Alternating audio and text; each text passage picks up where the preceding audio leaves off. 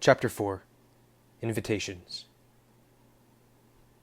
In my dream, it was very dark, and what dim light there was seemed to be radiating from Edith's skin.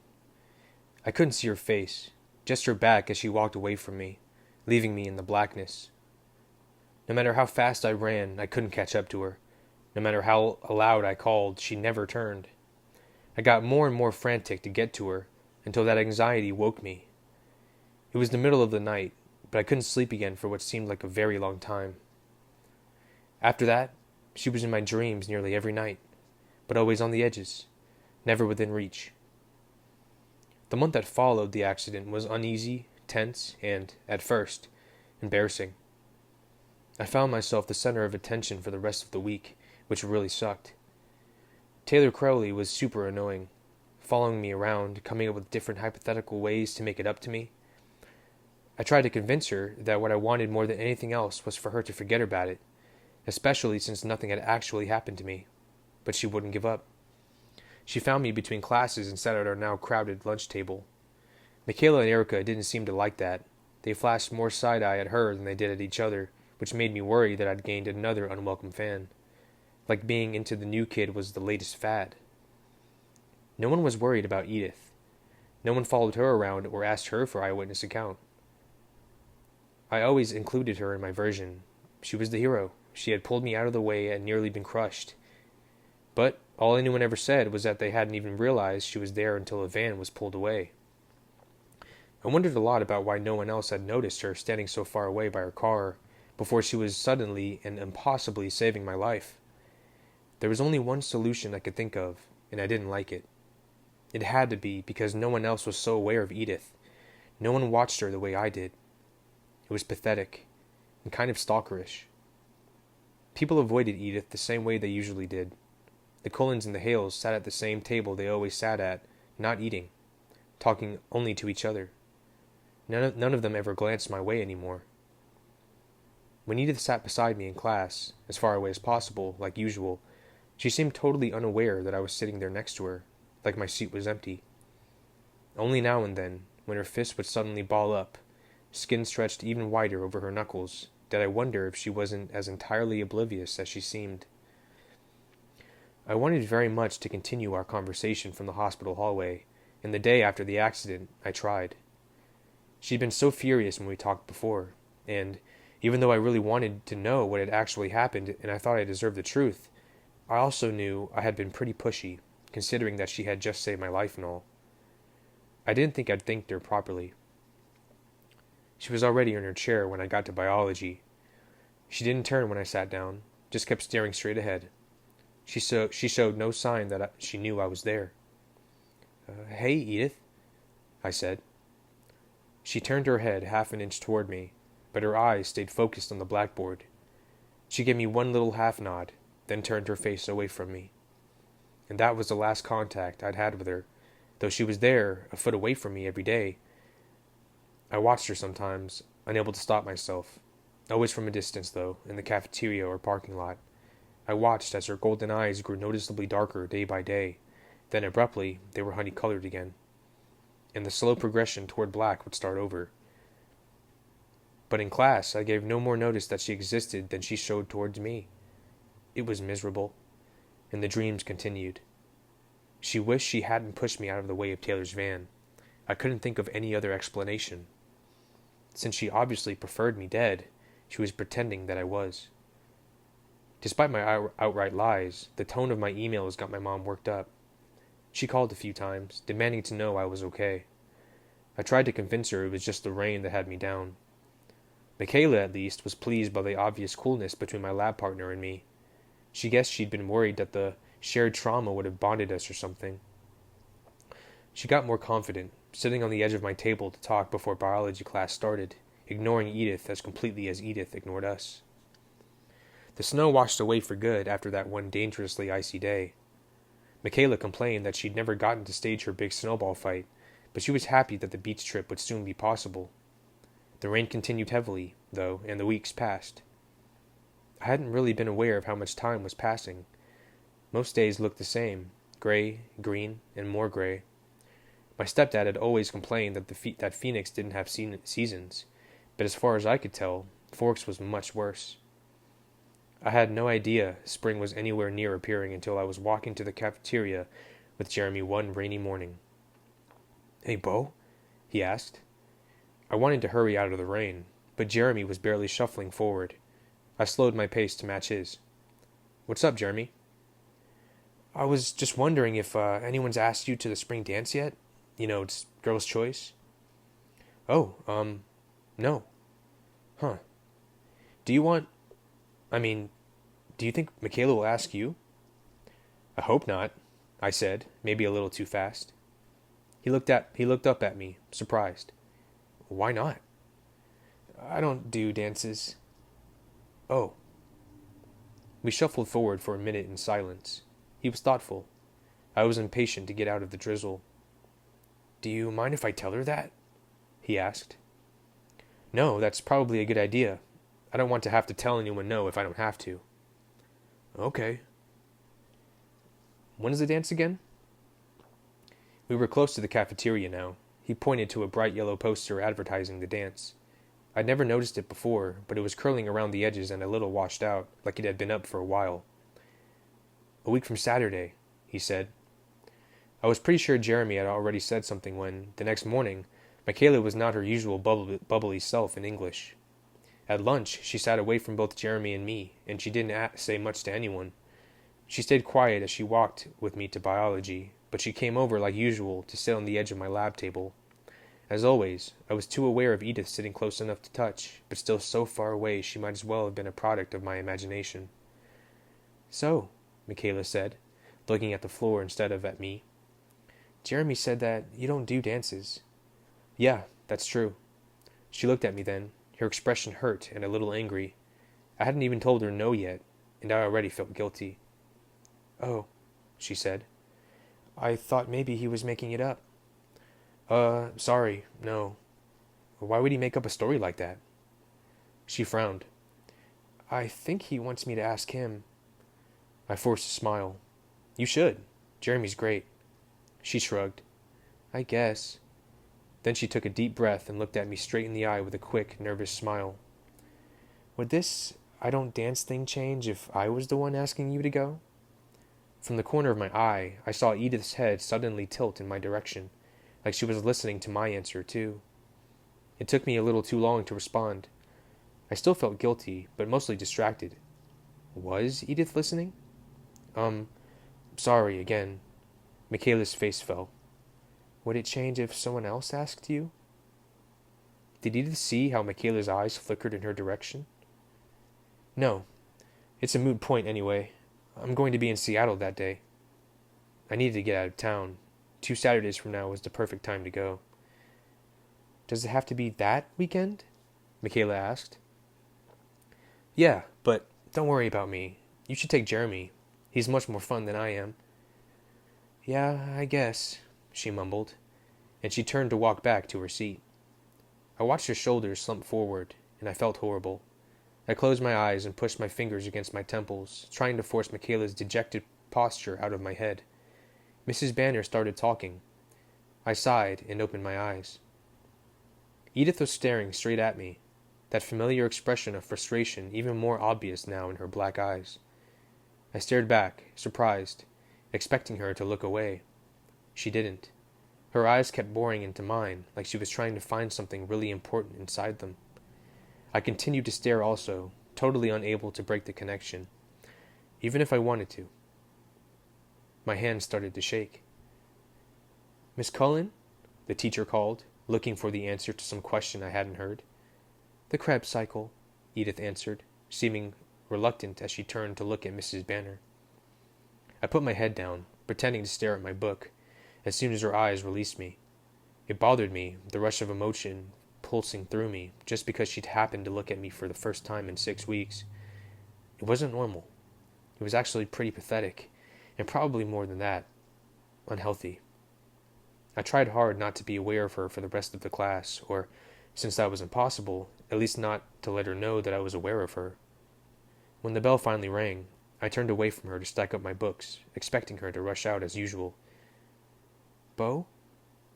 Her voice shouldn't sound so familiar. like I'd been hearing it all my life instead of just an hour here and there a few weeks ago. I turned slowly toward her, not wanting to feel what I knew I would feel when I looked at her too perfect face. I'm sure my expression was guarded. Hers was unreadable. She didn't say anything. "Yes?" I asked.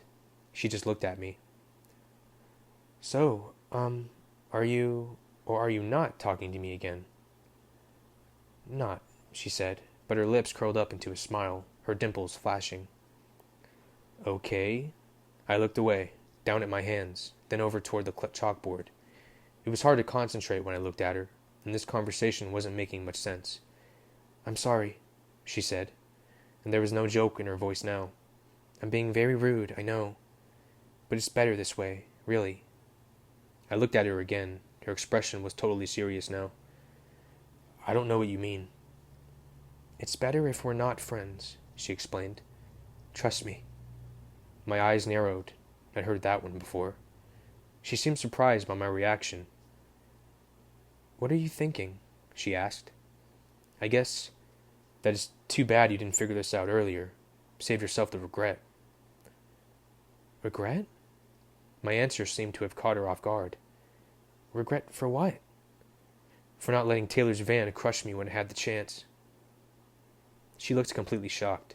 She stared at me for a minute, wide-eyed, and when she finally spoke, she almost sounded mad. "You think I regret saving your life?" The words were quiet, just under her breath, but still pretty intense.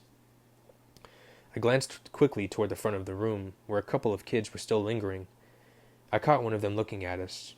He looked away, and I turned back to Edith. "Yeah," I said, just as quietly. "I mean, what else?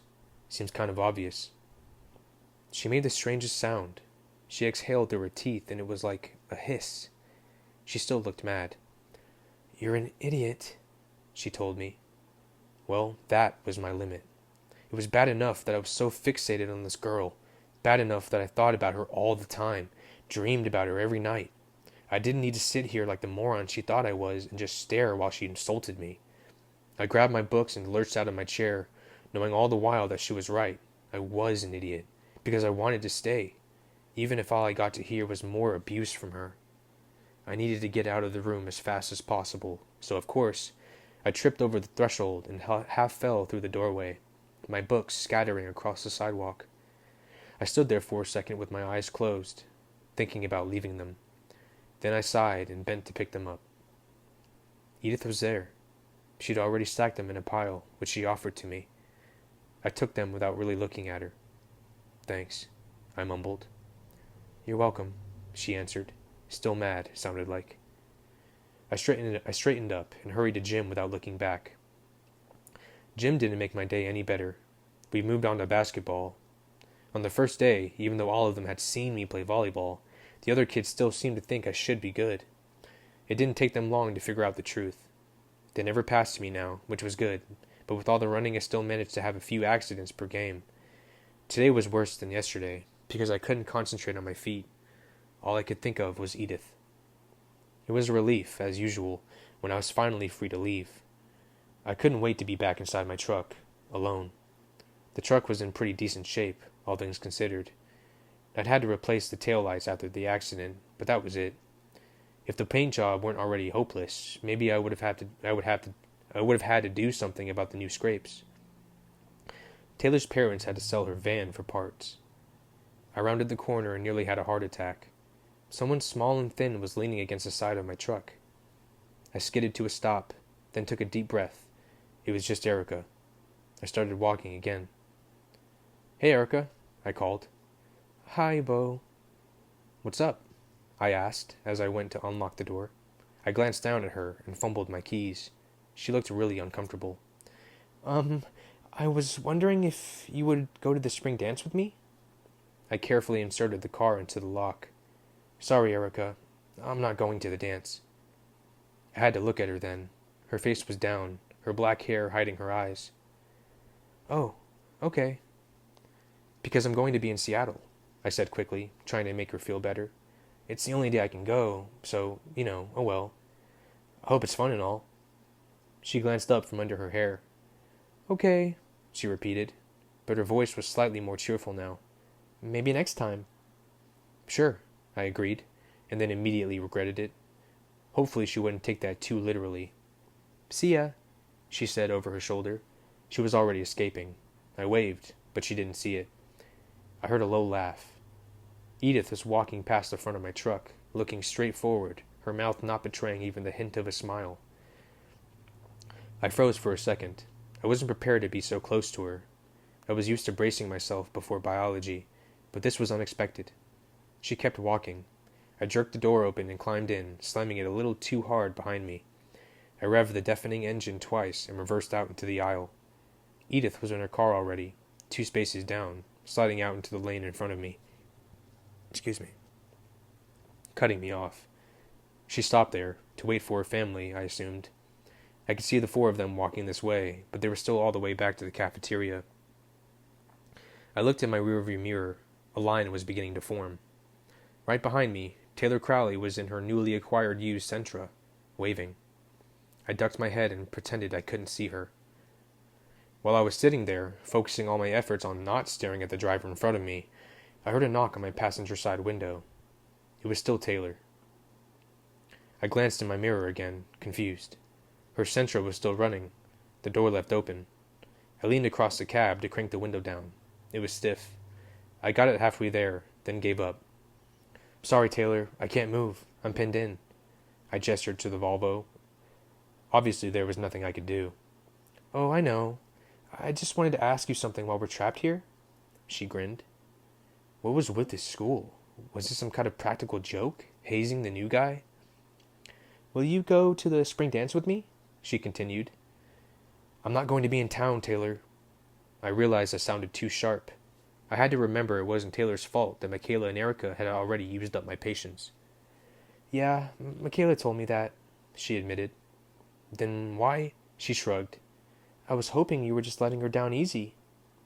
Okay, it was totally her fault.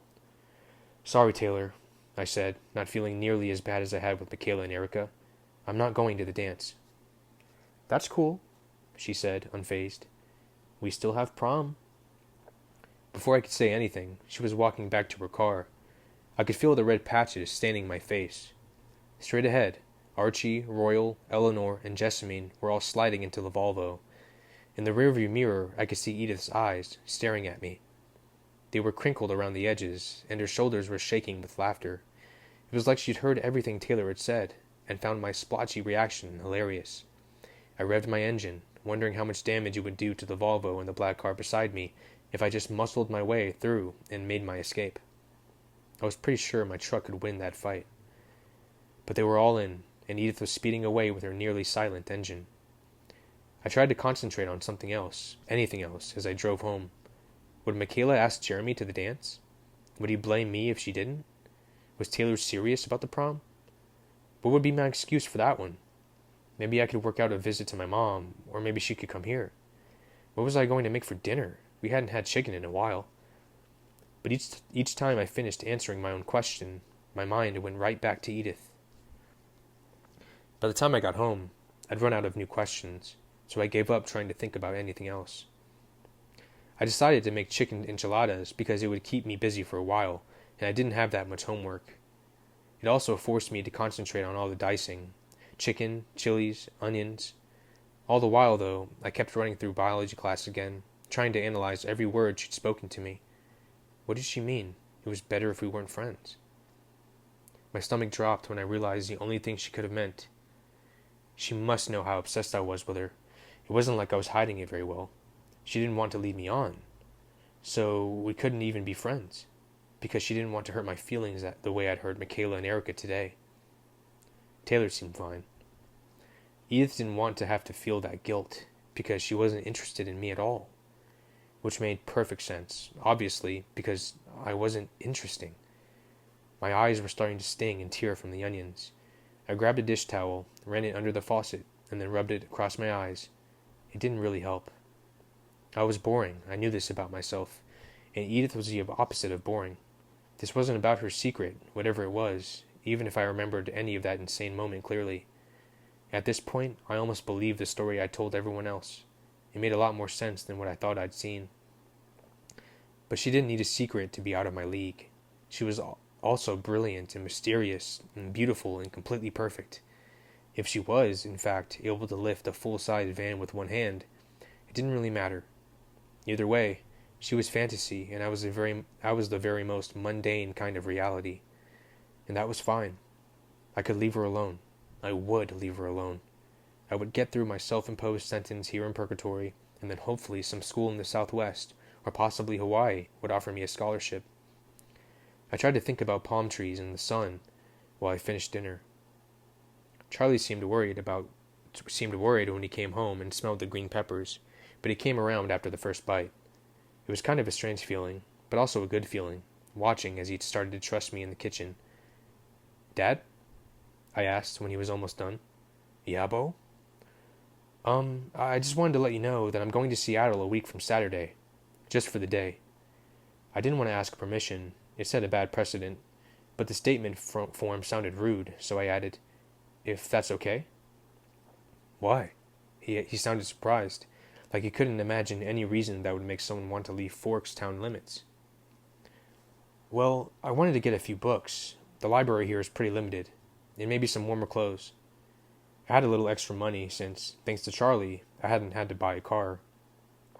Though the truck did need a bigger gasoline budget than I'd expected, and the cold weather clothes I'd picked up in Phoenix seemed to have been designed by people who'd never actually lived in temperatures below 70, but had once had such a climate described to them.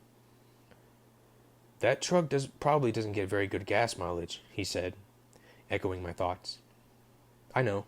I'll stop in Montesano and Olympia, and Tacoma if I have to." "Are you going all by yourself?" "Yeah." "Seattle's a big city. You could get lost," he warned. "Dad, Phoenix is 5 times the size of Seattle, and I can read a map. Don't worry about it." "Do you want me to come with you?" I wondered if he was really that worried about me, or if he just thought all the Saturdays he left me alone were adding up to neglect. Probably worried. I was sure that, in his head, he still pictured me as a 5-year-old most of the time. "That's okay. It's not going to be very exciting." "Will you be back in time for the dance?" I just stared back at him until he got it. It didn't take him long. "Oh, right." "Yeah," I said. I didn't get my balance issues from my mom. The next morning at school, I parked as far as possible from the shiny silver Volvo. I would keep my distance. I wouldn't notice her anymore. She'd have nothing to complain about from here on out. As I slammed the truck door shut, I lost my hold on the key and it splashed down in a puddle at my feet. As I bent to retrieve it, a pale hand flashed out and grabbed it first. I jerked upright, almost smacking my head into her. Edith Cullen was right there, leaning casually against my truck. "How do you do that?" I gasped. "Do what?" She held out my key while she spoke. As I reached for it, she dropped it in my palm. "Appear out of thin air?" "Bo, it's not my fault if you are exceptionally unobservant." Her voice was just a murmur, muted velvet, and her lips were holding back a smile, like she thought I was hilarious. How was I supposed to ignore her when she wouldn't ignore me? That was what she wanted, right? Me, out of her long, bronzy hair? Wasn't that what she said to me yesterday? We couldn't be friends. Then why was she talking to me? Was she sadistic? Was this her idea of fun? Torture the idiotic kid she could never possibly care about? I stared at her, frustrated. Her eyes were light again today, a deep golden honey color. My thoughts got confused, and I had to look down. Her feet were just a half-foot from mine, oriented toward me, unmoving, like she was waiting for a response. I looked past her, toward the school, and said the first dumb things that came into my mind. "Why the traffic jam last night? I thought you were supposed to be pretending I don't exist." "Ah, that was for Taylor's sake. She was figuratively dying for a chance at you." I blinked. "What?" Irritation from yesterday's memory bled into my voice. I hadn't thought Edith and Taylor were friends. Did Taylor ask her? That didn't seem likely. "And I'm not pretending you don't exist," she continued, like I hadn't spoken. I met her eyes again, trying hard to keep my mind focused, no matter how golden they seemed, or how long her lashes were against her pale violet lids. "I don't know what you want from me," I told her. It was annoying how my thoughts seemed to explode straight through my lips when I was near her, like I had no filter at all. I would never have spoken this way to another girl. The amused half-smile disappeared, and her face was suddenly guarded. "Nothing," she said too quickly, almost like she was lying. "Then you probably should have let the van take me out. Easier that way." She stared for a second, and when she answered, her voice was cold. "Bo, you are utterly absurd." I must be right about the torture thing. I was just a way for her to pass time in this boring town. An easy mark. I was past her in one long stride. "Wait," she said, but I forced myself to keep moving, not to look back. "I'm sorry. That was rude," she said, somehow right next to me, keeping pace though my legs were probably twice as long as hers. "I'm not saying it wasn't true, but it was rude to say out loud." "Why wouldn't you leave me alone?" "I wanted to ask you something, but you sidetracked me." I sighed and slowed, though she didn't seem like she was having a hard time keeping up. "Fine." I was such a sucker. "What do you want?" "I was wondering if, a week from Saturday, the day of the spring dance." I stopped, wheeling to look down at her. "Is this funny to you?" She stared up at me, seeming oblivious to the drizzling rain that was falling. She was apparently wearing no makeup at all. Nothing smudged or ran. Of course, her face was just that perfect naturally. For a second, I was actually angry. Angry that she had been so beautiful. Angry that her beauty had made her cruel. Angry that I was the object of her cruelty, and even though I knew it, I still couldn't successfully walk away from her. Her amused expression was back, the hint of dimples threatening on her cheeks. "Will you please allow me to finish?" she asked. "Walk away," I told myself. I didn't move. "I heard that you were going to Seattle that day, and I wondered if you wanted a ride." That was not what I was expecting. "Huh?" "Do you want a ride to Seattle?" I wasn't sure where her joke was heading now. "With who?" "Myself, obviously." She enunciated every syllable, like she thought maybe English wasn't my first language. "Why?" Where was the punchline? "Well, I was planning to go to Seattle in the next few weeks, and to be honest, I'm not sure if your truck can make it." Finally, I was able to start walking again, goaded by the insult to my truck. "Make fun of me all you want, but leave the truck out of it," I said. Again, she kept up easily. "Why would you think I'm making fun of you?" she asked. "The invitation is genuine." "My truck is great, thanks." "Can your truck make it to Seattle on one tank of gas?" Before the truck, I never cared one way or another about any car, but I could feel a prejudice against Volvos forming. "I don't see how that's your problem." "The wasting of finite resources is everyone's problem," she said primly. "Seriously, Edith." I felt the charge go through me as I said her name, aloud, and I didn't like it. "I can't keep up with you. I thought you didn't want to be my friend." "I said it would be better if we weren't friends, not that I didn't want to be." "Oh wow, great, so that's all cleared up." Thick sarcasm. I realized I had stopped walking again. I looked down at her rain-washed face. Clean and perfect, and my thoughts stuttered to a halt. "It would be more prudent for you not to be my friend," she explained. "But I'm tired of trying to stay away from you, Bo." There was no humor in her face now. Her eyes were intense, narrowed, the long lines of her lashes stark black against her skin. Her voice had a strange heat to it. I couldn't remember how to breathe. "Will you accept a ride with me to Seattle?"